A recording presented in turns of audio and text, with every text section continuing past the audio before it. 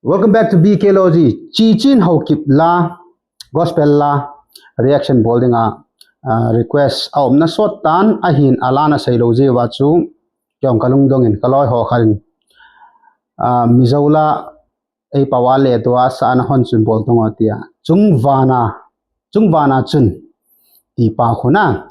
Thengnu Hokip le Chichin Hokip ani hona duet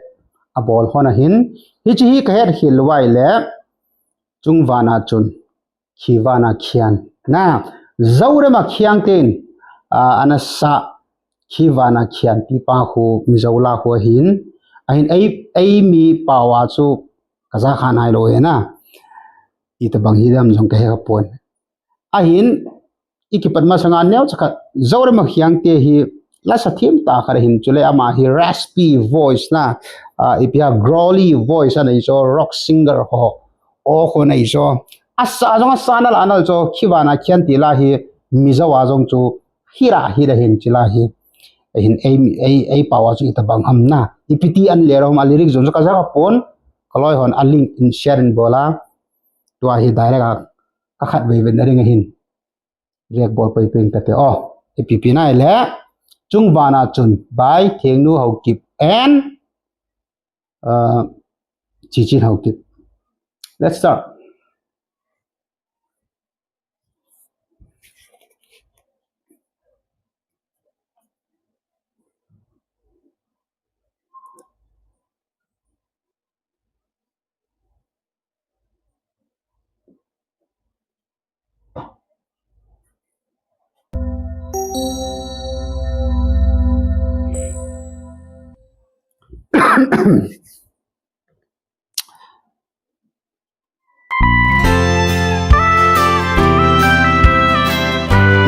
Nahi, kita say thank you nahi.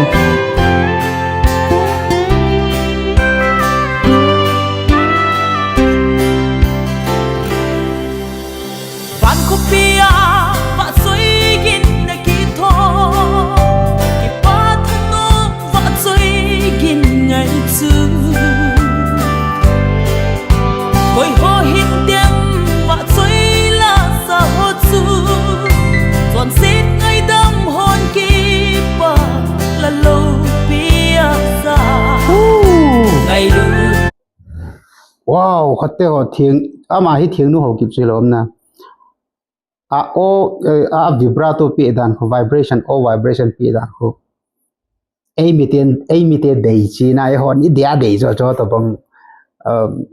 vibration ki pa ko. Chula a thie boy a pi dan ko. I ha malai golui singer hogan gel do a o nal dan ko. sa ho chu ton sit ngai dam hon ki pa la lo pia sa ngai lu na alo Wow. o gin nge ai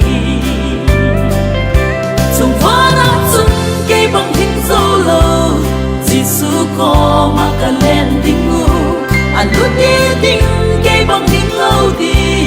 ngai lu na si a ki san lo ton son in va chui chin lo di kan dam pu ngai lu na lo pi chi le a hin i mau i ka ki si lung don ti sa Typical Chichin Hokip, very soft and sweet, melodious. Chichin Hokip hi teka apiri ka nei be se lo cho ai mi te la hi a hin i piha Alison Cross kun her kha dewa when you say nothing at all ya sanu ko country singer no ko chunu o to hon kilo thim cho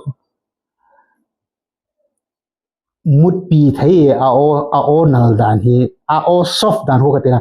lullaby sadinga ki lo mong cho o hi from zen zun zengi. And one more thing, guys. Nunga ho hi tia a pon viong ki vieva pathin wa choi lan sau le ke gel da na yena a hoi nau hi a ki be chen kamue a hoi khon mo mo nge ani khanai lâu bì chỉ lấy ở hình im mau in cầu kết si đừng đón đi xa na ho anh so xin xin kết son là tin hầu linh ca phải mò em hình lang ai lu tang sung cả rừng tình dương lên đừng đón đi rất na ho ông bay số tan tê sông Vana Chun cây bằng hình dô lô Giêsu có mà cả lên đỉnh ngủ lúc nhẹ đỉnh cây bằng hình lâu đi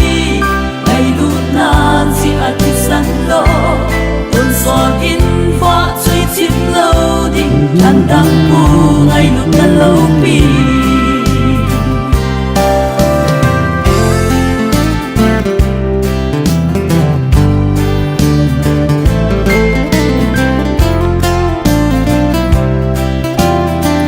nào amul hi anal mo mo Ít chiến sâu lâu chỉ lấy là cuốn hình Ít to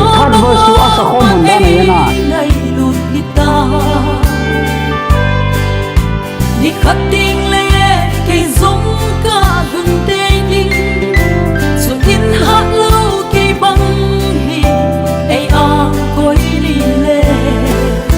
ngày lụt na dễ in khi lúc tên tê sông Vana Chun cây bằng hình dô lô Giêsu có mà cả lên đỉnh ngủ lúc nhẹ đỉnh ka het thailo har khuna koi zo chun soprano asa koi zo chun second voice bol hop ka het thei pon a hin a bol hon dan la mo mo yena a harmony cho chi to hon dan ko Allah anal sa sa hiya athu anal kitto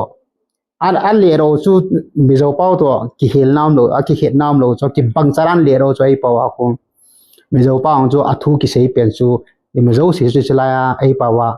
a sei to sun ki bangchar hi cho athu anal to e pia melody chi pi dan na harmony ka voice harmony chi pi hon dan hi kharin soprano sa karen achunga second voice and ball pi hoga ito chat chat thiem hon mo mo e cây bằng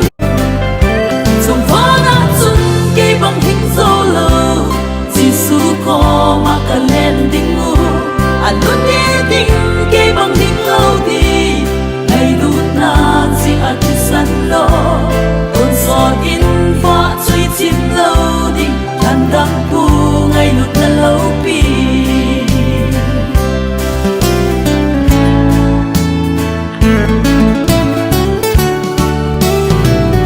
sông Vana Chun cây bằng hình dâu lô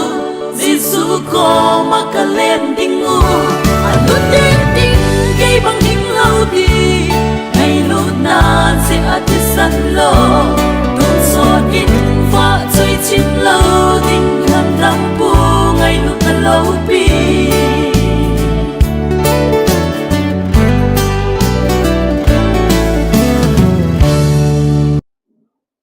ate sai manda na annal nal to chun wow hi jeng e cái nal lo je jong ai pon na alang pia ko Mizoram kam zia cho alang pia ko gospel lai sa elole ingaya jong la lang pia ko mizo pa ki ngai ji cho ei pawa hi ipp gospel la atha tam ki he khabe se lo cho this song surprises me no completely surprised me aji chu athu changjo si khumi a mizo pawa ki sei jo si kona zoraman asa ta bang chat a ko lyrics ko omintin ale dum koi pen ei pawa le rom bang ka pon a hina le ro thiem momong chule Thengnu o vibration na momong and chichin a o soft dan le sweet dan te ka pi the loi kya ding awang chunan for me thiam momong e chule angai momong e with that adios